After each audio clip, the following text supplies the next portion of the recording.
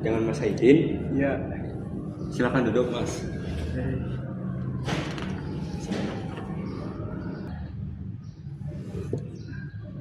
Fotografi ya, Mas? Iya, Mas. Berarti pernah memotret di kondisi cahaya yang sulit? Ya, pernah pemotretan di outdoor pada siang hari yang terik dengan menggunakan teknik diffuser dengan melembutkan cahaya. Oh, berarti Masnya sudah berpengalaman dan memiliki potensi dalam bidang fotografi ya. Oke, kita lanjut ke pertanyaan selanjutnya. Teknik apa saja yang Mas Haidin kuasai di bidang fotografi? Jadi untuk teknik yang saya kuasai itu ada depth of field, jadi aperture-nya lebih besar, jadi background-nya itu lebih bokeh. Oke. Selanjutnya, bagaimana alur kerja Mas Haidin saat melakukan pemotretan? Jadi yang pertama saya memahami karakter klien dulu, dan setelah itu saya menyiapkan lokasi dan juga cahaya. Saat memotret saya melakukan mengarahkan pose yang natural, juga saya setelah itu mengedit di aplikasi Lightroom untuk mengubah warna dan juga tone-nya. Oke Mas Haidin, wawancaranya cukup baik. Saya harap semoga Mas Haidin bisa diterima di perusahaan ini.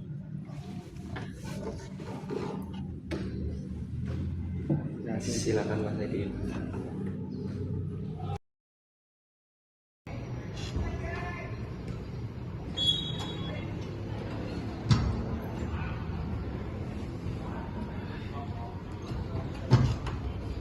Dari Naila masuk.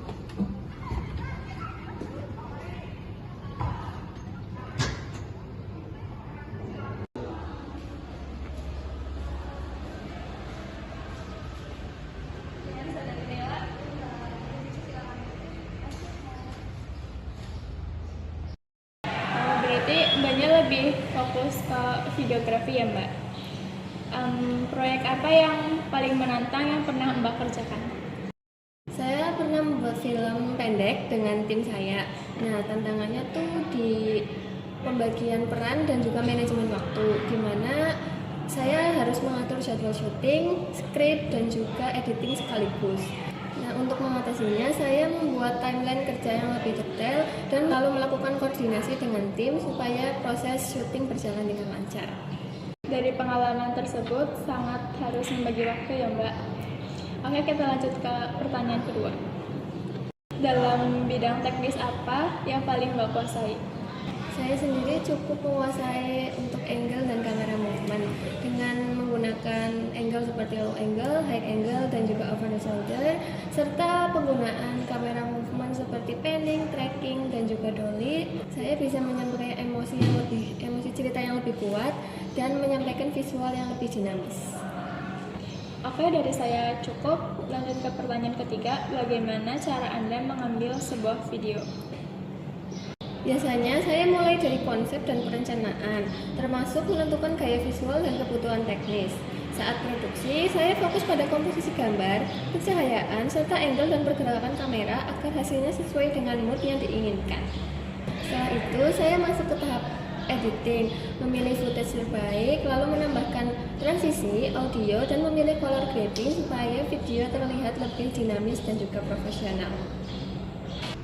Dari pertanyaan yang sudah saya sampaikan, wawancara cukup baik dan saya harap semoga Mbaknya terima di perusahaan ini. Saatnya yang ketiga. Silakan. Terima kasih ya Mbak. Ya.